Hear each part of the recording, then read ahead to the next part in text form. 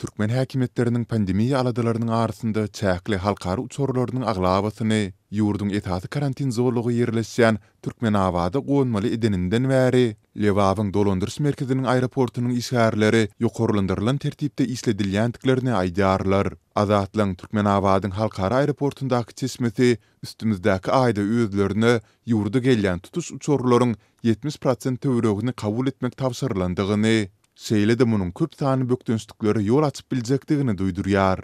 Aeroport häzirki gelýän uçurlary kabul etmekde hem uly kynçylyk çekýär.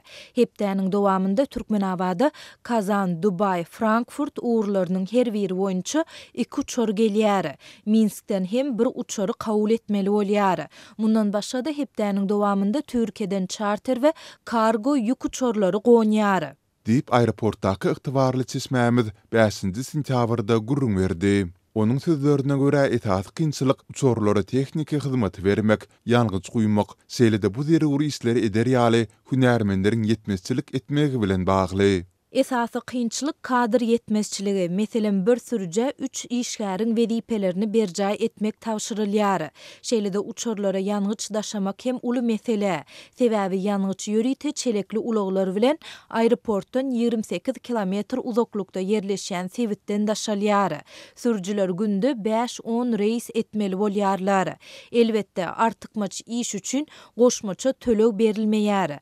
Şikayet edip barsaň hem göwnüňden turmaýan bolsa arzany ýaday diýip ýüzüňe alyp goýberýärler. Diýip çeşmämiz belledi. Hopsuzlyk aladalary sebäpli atlandyrylmaslygyny we anyk wezipesini aýan etmezligi soran çeşmämiz häkimetleriň sentýabr aýynda Türkmenabadyň halkary aeroportunyň günde azyndan 3 halkary reisi kabul etmeli boljakdyklaryny aýdandyklaryny hem sözüne goşdy. Bu aeroport üçin uly synaw bolar. Ýokarlandyrylan iş tertibiniň arasynda işgär sanynyň ýetmezçilik etmegi kadaly işiň tertibinde nowsanlyklary döretmegi mümkin.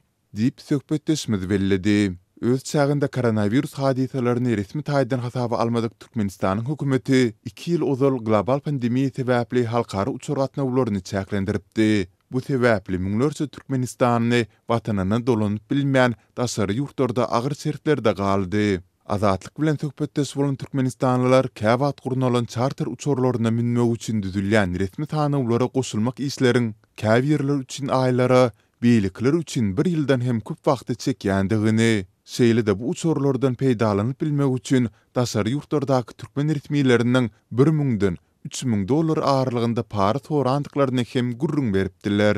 Türkmen häkimetleri Tomsun dowamında Dubay, Kazan we Moskwa ýaly uğurlar boýunça kadaly uçur gatnawlaryny dikeltde. Türkmen raýatlarynyň has köpdigi aýdylýan Türkiýe uğuru boýunça dowamly gatnawlary ýola goýmady. Türkiýedäki Türkmenistanlylaryň Sultan Istanbulyň halkary aeroportunda geçiren protest çäherlerinden soň Türkmen häkimetleri charter uçurlarynyň sanyny artdyrdy. Bu uçur gatnawlarynyň aglabasyny Türkmenabadyň aeroportu kabul edýär we uçurlaryň ýene bir bölegi Türkmenbaşynyň aeroportuna goýnýar. Türkmenistanyň etaty uçur habyna öwrülen Türkmenabadyň halkary aeroportu 2018-nji ýylyň 26-njy fevralynda açyldy. Her sagatda 500 ýolugçyny geçirmek ukyby bolan binasy äpet ýyldyzyň şeklinde gurulan aeroport görnüşiniň öz boluşlugy sebäpli Guinness Rekordlar kitabyna hem girdildi. Şol bir wagtda aeroportuň resmiýetlerinden işgärlerin goşmaçy töleksiz artykmaç işledilýändigi, şeýle-de artdyrylan halkary gatnawlarynyň arasynda